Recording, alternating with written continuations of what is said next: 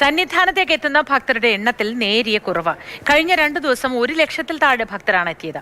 30% ഭക്തർ കാനനപാത വഴി സന്നിധാനത്തേക്ക് എത്തുന്നുണ്ട്. സന്നിധാനത്ത് നിന്ന് രാഹുൽ ജി നാഥ് തയ്യാറാക്കിയ റിപ്പോർട്ട് കാണാം. കഴിഞ്ഞ 2 ദിവസങ്ങളിലായി സന്നിധാനത്ത് തിരക്കിന് നേരിയ കുറവാണുള്ളത്. കാരണം കഴിഞ്ഞ ദിവസങ്ങളിലെല്ലാം നമ്മൾ ഈ തിരക്കിനെ പറ്റി പറയുമ്പോൾ തിരക്ക് തുടരുന്നു എന്ന് പറഞ്ഞിരുന്നെങ്കിൽ കഴിഞ്ഞ 2 ദിവസമായി 1 ലക്ഷത്തിൽ താഴെയാണ് ഭക്തർ സന്നിധാനത്തേക്ക് എത്തുന്നത്.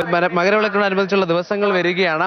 ആ ദിവസങ്ങളിലെത്തി ഇവിടെ പർണശാലകൾ നിർമ്മിച്ച് ഇവിടെ തന്നെ കഴിയുന്ന രീതിയിലുള്ള കാഴ്ചകൾ കാണാറുണ്ട്.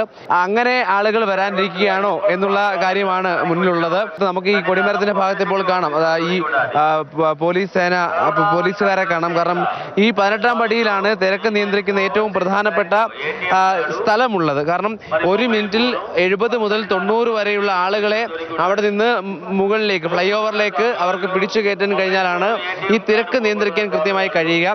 പല ഷിഫ്റ്റുകളായാണ് ഇവർ ജോലി ചെയ്യുന്നത്. ഈ തിരക്ക് നിയന്ത്രിച്ചുകൊണ്ടാണ് ഇവിടെ എന്തായാലും കാര്യങ്ങൾ മുന്നോട്ട് കൊണ്ടുപോകുന്നത്. ആളുകൾക്ക് നടന്നു പോകാൻ കഴിയുന്ന രീതിയിൽ വലിയ തിരക്കുണ്ടാകാത്ത രീതിയിൽ കാര്യങ്ങൾ സജ്ജീകരിക്കാൻ കഴിയുന്നുണ്ട് എന്നുള്ളത് തന്നെയാണ് ഏറ്റവും പ്രധാനപ്പെട്ട കാര്യം.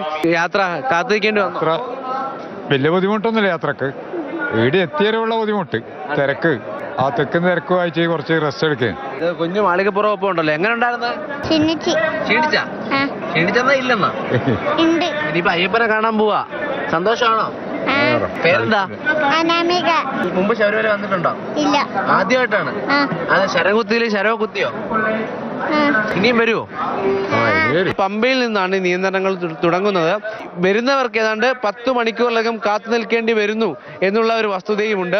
ഭക്തർക്ക് യഥേഷ്ടം അരവണ വാങ്ങാം എന്നുള്ള വാർത്ത കൂടി നമ്മൾ പ്രതീക്ഷാപൂർവ്വം അവർക്ക് വലിയ സന്തോഷമാകുന്ന തരത്തിലേക്ക് പങ്കുവെക്കുകയാണ്. തിരക്ക് 1 ലക്ഷത്തിനടുത്തേക്ക് തന്നെ എത്തുന്ന കണക്കുകൂട്ടലാണ് ദേവസ്വം ബോർഡുള്ളത്. അതിനുള്ള സജ്ജീകരണങ്ങൾ എന്തായാലും ഒരുക്കിയിട്ടുണ്ട്. ഇവിടെ എത്തുന്നവർക്ക് കൃത്യമായി ദർശനം ഉറപ്പാക്കാനുള്ള സജ്ജീകരണങ്ങൾ ഒരുക്കിയിട്ടുണ്ട്.